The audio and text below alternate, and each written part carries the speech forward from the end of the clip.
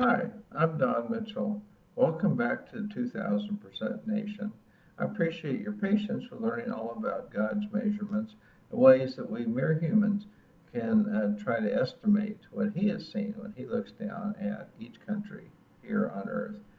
Today I'll be moving on to a new subject, a subject that is in Chapter 2, which is what governments should and should not do. And I anticipate that this may be new information for you because in many countries, Christians have been taking a different approach than one that I perceive is what the Bible calls for and seems to be consistent with creating a vastly more fruitful nation, one that accomplishes 20 times more, for God's kingdom. So as always, let me begin by quoting from the Bible. And I always love to read from the familiar verses from Isaiah chapter 9, verses 6 and 7 in the New King James Version.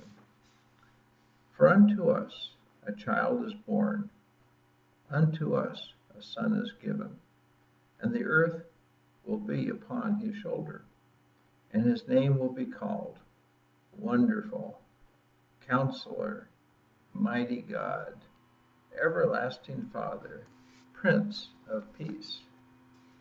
Of the increase of his government and peace there will be no end, upon the throne of David and over his kingdom, to order it and establish it with judgment and justice from that time forward, even forever. The zeal of the Lord of hosts will perform this. Now let me quote from 1 Samuel chapter 8, verses 10 through 22. So it's a long series of verses, but I think you'll enjoy hearing them. So Samuel told all the words of the Lord to the people who asked him for a king. And he said, quote, "This will be the behavior of the king who will reign over you. He will take your sons and appoint them for his own chariots and to be his horsemen, and some will run before his chariots. He will appoint captains over his thousands and captains over his fifties, will set some to plow his ground and reap his harvest, and some to make his weapons of war and equipment for his chariots. He will take your daughters to be perfumers, cooks, and bakers, and he will take the best of your fields, your vineyards, and your olive groves, and give them to his servants. He will take a tenth of your grain and your vintage, and give it to his officers and servants. And he will make your male servants, your female servants, your finest young men, and your donkeys, and put them to work. He will take a tenth of your sheep, and you will be his servants.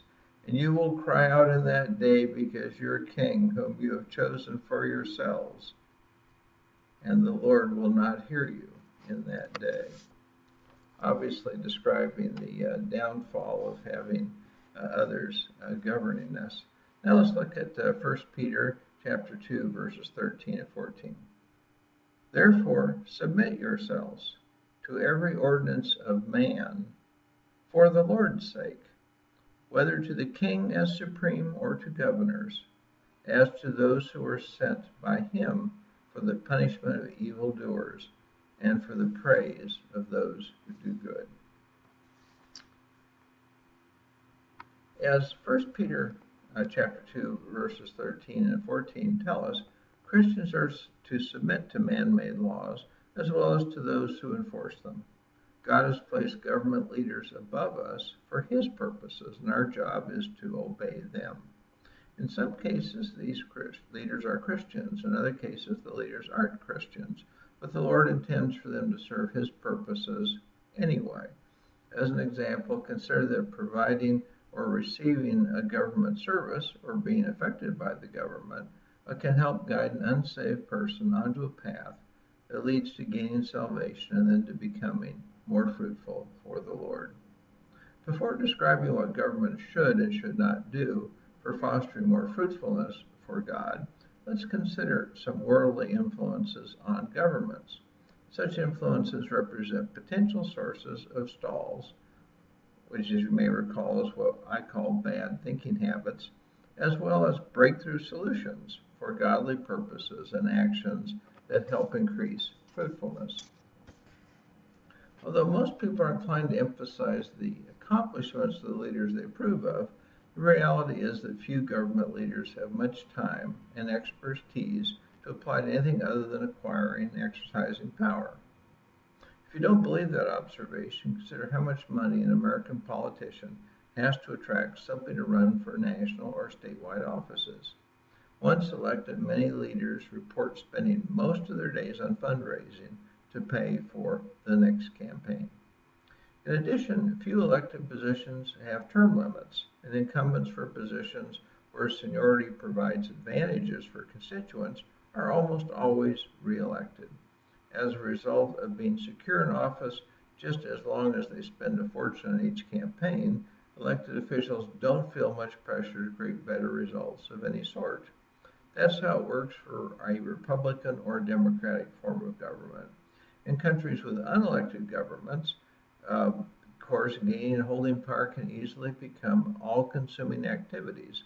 The 2011 revolts in the Middle East and North Africa have undoubtedly made such leaders even more insecure and focused on retaining their power. Elected leaders in most countries are more likely to be trained as lawyers than to come from any other educational and work background. While such a background can be useful for drafting laws, the legal perspective alone often doesn't provide much insight into how to make a nation more fruitful for God. I feel entitled to make that observation as someone who was trained as a lawyer and who knows many lawyers well who have held and now hold elected positions. Let's look at motivation as well. Why would any governmental leader have an interest in making a nation more fruitful? The most common answer is simple. When such fruitfulness helps the government leaders to acquire and to exercise more power for accomplish whatever led them to seek office. Of course, some governmental leaders are guided by a heartfelt desire as followers of Jesus to serve God and his people. Those leaders may well be attracted to creating lots of increased fruitfulness, knowing that many unsaved people would be helped as well. I pray that there will be more such leaders. What can elected governmental leaders hope to accomplish while in office? People who want to be governmental leaders and those who are relatively new in office usually make promises that they will deliver more of something for the electorate. In reality, whether citizens' circumstances improve is mostly affected in the near term by the overall economic environment, the general long-term trend to slightly higher productivity. As a result, there's a likelihood of economic and social improvements occurring regardless of who the political leaders are. But over periods of 2 to 6 years, the long-term improvement trend can be reversed so that citizen circumstances may worsen or be stagnant. After such a stagnant or retrograde period, the rate of economic improvement is going to be stronger, and most political leaders know that. Therefore, they'll often take a wait-and-see attitude towards change at such times. However, there are two circumstances under which it may be easier to interest governmental leaders in focusing more on encouraging fruitfulness.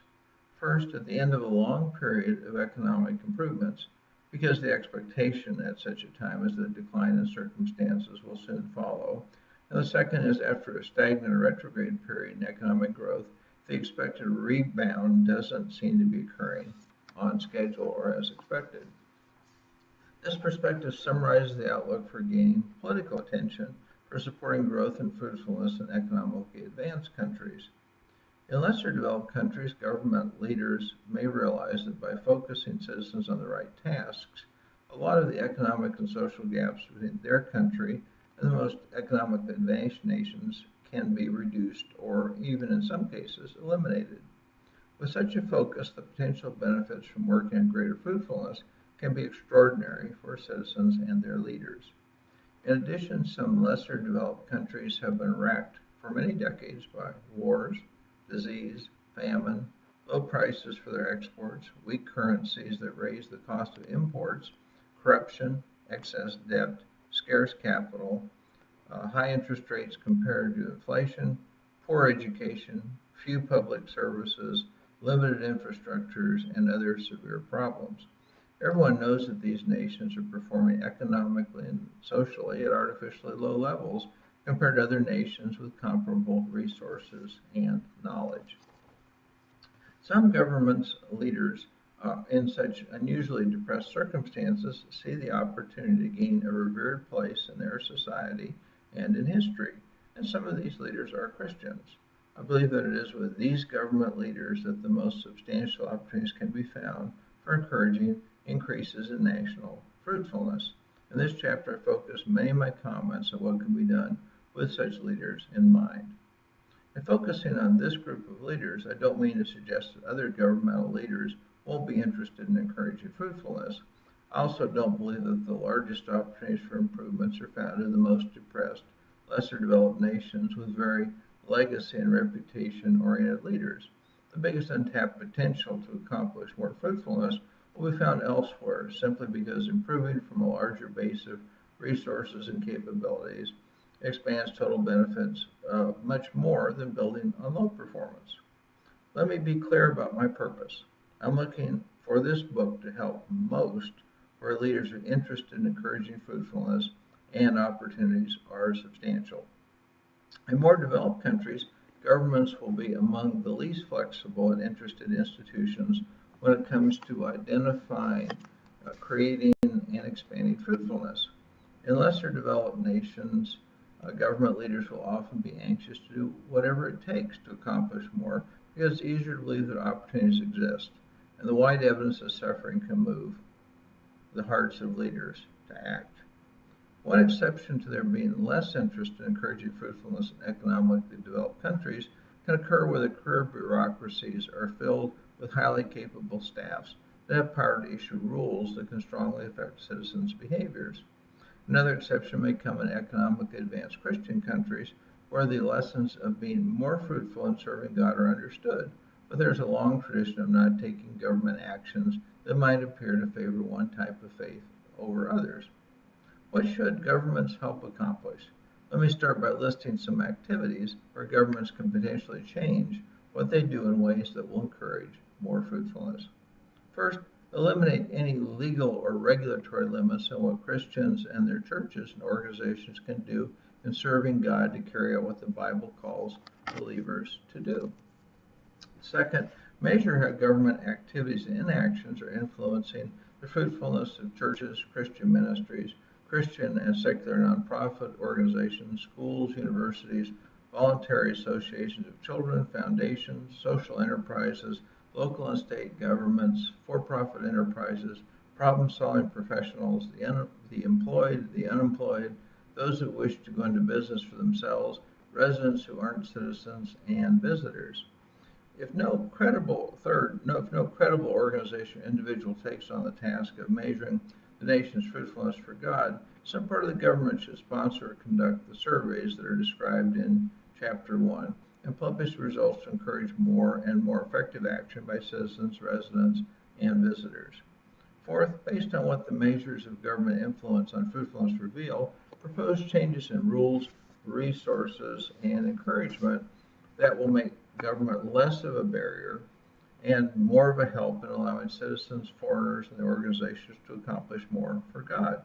And finally, review the effectiveness of any governmental changes in encouraging more godly fruitfulness so that the helpful adjustments can be made to such government changes. So let's look at the opposite. What should governments not do? First, establish or attempt to establish Christian theocracies. Second, put legal or regulatory limits on sharing or peacefully practicing any faith. Third, turn Christianity or any other faith into the official religion of a country. Fourth, encourage or permit discrimination based on a person's faith. I think of what I'm describing as establishing a more spiritually neutral form of government. In doing so, I don't mean to suggest that government should exclude or ignore spiritual questions and considerations. In fact, government should seek greater consideration of the spiritual implications for all of its decisions and actions. Let me provide an example. While governments look at many economic factors, costs, and potential benefits in licensing new gambling outlets, seldom is the effect on spiritual fruitfulness considered. While more knowledge of how God's purposes might be affected from looking at the evidence of fruitfulness effects in similar situations, Governments would undoubtedly choose to make some licensing decisions differently. Governments in too many cases have become spiritually negative forces by denying any purpose to considering effects other than man-made economic ones. A spiritual decline is bound to follow such an approach. Economic considerations have been turned in many cases into something like idols that are served regardless of anything else. Even from a financial viewpoint, that's a major mistake because God's blessings can easily exceed any man-made benefits. Being more spiritually neutral also doesn't mean letting fruitfulness sink into obscurity because people don't investigate it. If a nation finds that its people are spiritually ignorant, governments may well have roles in encouraging greater spiritual understanding while not favoring any particular faith. Saved people in such a circumstance have nothing to fear from any neutral encouragement to such knowledge seeking because the Holy Spirit will help lead people to salvation and to greater fruitfulness. Many people want a bigger role for government, while other people seek a smaller role. Both points of view are a little off target. The goal is for God to have a bigger role in directing government to serve His purposes. When God's role is large enough, governments will always be just the right size. In many cases, that size will be a lot smaller because receiving His blessings and having fewer problems will reduce a lot of the needs that governments serve now. While I could certainly write a lot of details about how governments should operate to make such shifts in their roles, I can think of many good reasons not to do so. Let me simply observe that more beneficial judgments by governments to favor godly fruitfulness will occur simply by electing and selecting government leaders who are champions of being fruitful in their personal lives and work than by anything else I can describe. Currently, many candidates for elected office are not even asked about whether they have received salvation and their godly fruitfulness. Such information should be a required part of any candidate's public filings. Could it be that candidates don't disclose such information in some cases because they aren't saved and aren't fruitful for God? I've heard that some candidates then may be motivated in running for office more by personal desire for power and recognition than by a desire to serve God. How sad for them and for us when that occurs. I'm sure God isn't smiling either. If you're wondering why there isn't a bigger role for governments defined here in increasing fruitfulness, it's because God hasn't called for governments to do very much in this regard, except in cases where He wants some nations to deliver His messages to other nations. Such callings come only occasionally on a case-by-case basis. Governments should be aware that such callings could be placed on them from time to time and then be prepared to act on them. Governments are not alone in affecting a nation's fruitfulness. In the following chapters, we'll shift our focus to those other institutions, organizations, individuals that can increase or decrease fruitfulness. We'll begin this examination by considering what churches should concentrate on in chapter 3 in the next video. So I thank you so much for your attention today, for listening politely and patiently, and I hope you'll contact me if you have other views, and I'll be glad to learn from them. So in the meantime, may God bless you, your family, and all you do in the name of Jesus. Goodbye for now.